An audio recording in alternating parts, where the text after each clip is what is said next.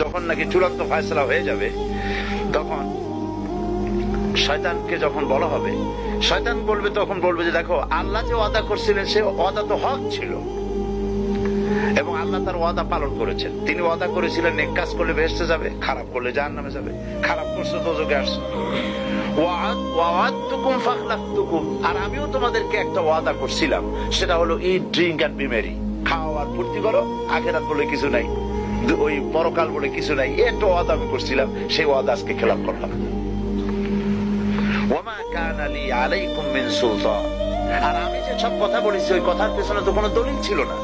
আমি কথা বলেছি, তোমরা সেই কথা মেনে নিয়েছো। আলেম ওলামারা কথা বলেছে, পয়গম্বরেরা কথা বলেছে, তার পিছনে কোরআন ছিল, হাদিস ছিল, দলিল ছিল, রেফারেন্স ছিল।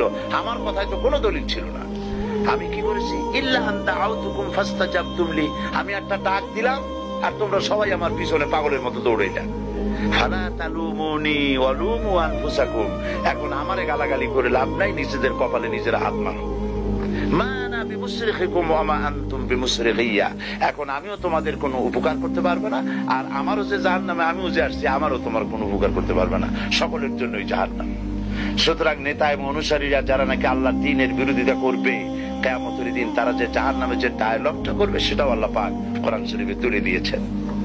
এখন ওই পরকালে, এই পরকালের জীবনে, এই কঠিন হাসরের ময়দানে যদি আমাদেরকে বাঁচতে হয়, তাহলে জবাবদেহিমূলক জীবন যাপন করতে হবে। প্রত্যেকটি কাজ এবং কথা দায়িত্বপূর্ণ ভাবে কথা বলতে হবে, দায়িত্বপূর্ণ কাজ করতে হবে, দায়িত্বহীন কোনো কথা বলা যাবে না।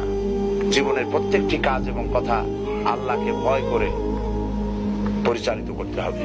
আমাদের প্রত্যেকেরই মৃত্যু হবে এবং আমাদের সকলকেই কিয়ামতে উঠতে হবে। লা তাসিরু ওয়াজিরাতুন বিজরা উখরা, একজনের দায়িত্ব আরেকজন গ্রহণ করবে না, কারো বোঝা কেউ বহন করবে না। কেউ যদি সরিষা পরিমাণ একটা গুনাহ, একটা সরিষা পরিমাণ একটা পাপ বহন করার জন্য কাউকে যদি ডাকে, তাহলে সে ডাকের সাড়া দেবে না। ওয়ালাউ কানা যা কুরবা, যদি সে রক্ত সম্পর্ক আত্মীয় হয়, তবুও ডাকের সাড়া দেবে।